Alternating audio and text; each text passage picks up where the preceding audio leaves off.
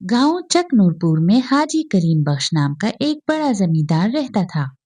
वो अपने खेतों में मुख्तलिफ किस्म की फसलें उगाया करता था। हाजी करीम बख्श बहुत अमीर आदमी था। उसके साथ उसकी बीवी जरीना बेगम और बेटा अरसलान रहा करते थे। उसके घर में हमेशा कई नौकर और नौकरानियां मौजूद रहती थीं। उन्हीं में से एक पुरानी नौकरानी थी जिसका नाम शमीम था। जरीना बेगम शमीम पर बहुत ज्यादा भरोसा करती थी। एक दिन हाजी करीम बख्श अपनी बीवी को आवाज देते हुए कहने लगा, जरीना, जरा बाहर तो आओ।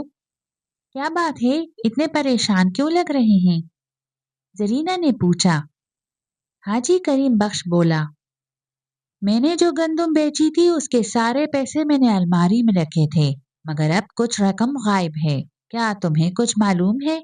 जरीना बोली, ये आप कैसी बातें कर रहे हैं? मैं क्यों आपके पैसे निकालूंगी? तुम इस घर की मालकन हो, तुम्हें तो मालूम होना चाहिए पैसे कहाँ गए। जरीना ने जवाब दिया, आप भी तो इस घर के मालिक हैं और हिसाब किताब रखना तो आप ही का काम है। इसी दौरान शमीम वहां आ गई और बोली, मालकन, मुझे आपको एक बहुत जरूरी बात बतानी है। हाँ शमीम, क्या बात है? शमीम ने कहा, मैंने नई नौकरानी काजल को आपके कमरे में कुछ ले जाते देखा था। मैंने पूछा तो उसने कुछ नहीं कहा और चली गई। जरीना बोली, देखा, मैं कहती थी नई नौकरानियों पर भरोसा नहीं करना चाहिए। हाजी करीम बख्श ने संजीदगी से कहा, बगैर सबूत किसी पर इल्जाम लगाना ठीक नहीं, मगर फिर भी हम खुद देख लेते हैं। सब लोग काजल के कमरे में गए। काजल घबरा गई। शमीम ने कमरे की तलाशी ली तो पैसे वहीं से मिल गए। हाजी करीम बख्श गुस्से में बोला, मैंने तुम्हें गरीब समझकर रखा था और तुमने मेरे ही घर में चोरी की।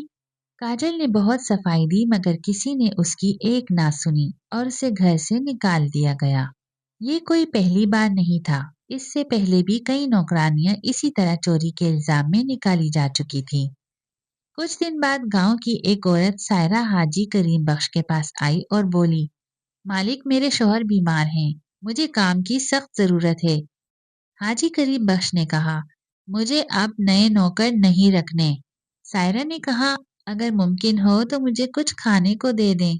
हाजी करीम बख्श ने जेब से कुछ पैसे निकाल कर दे दिए। रास्ते में सायरा को एक बूढ़ी औरत मिली जिसने भीख मांगी। सायरा ने अपने सारे पैसे इस बूढ़ी औरत को दे दिए। ये सब देखकर हाजी करीम बख्श मुतासिर हुआ और सायरा को नौकरी पर रख लिया। सायरा ने जल्द ही अपनी मेहनत और ईमानदारी से सबका दिल जीत लिया, मगर शमीम के दिल में हसद भर गया। कुछ दिन बाद हाजी करीम बख्श ने बताया कि आलू की फसल खराब हो गई है। शमीम ने मशवरा दिया कि वो आलू उसे दे दिए जाएं। शमीम ने आलू बेचकर आधे पैसे खुद रख लिए और आधे मालिक को दे दिए। सायरा सब देख रही थी। उसने इजाजत लेकर आलूओं की चाट बनाकर बेचना शुरू कर दिया और उसकी बहुत तारीफ होने लगी।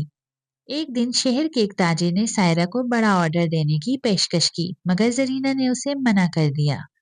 शमीम ने मौका पाकर हाजी करीम बख्श के कमरे से पैसे चुराकर सायरा के कमरे में छुपा दिए।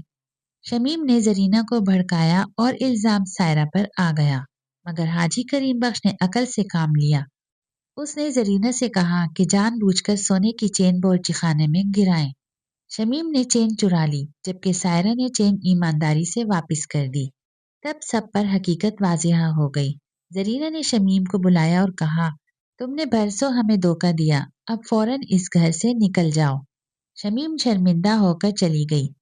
बाद में सायरा ने मेहनत से अपनी चाट की दुकान खोल ली। हाजी करीम बख्श और जरीना हमेशा उसकी दुकान पर आते और उसका एहतराम करते रहे।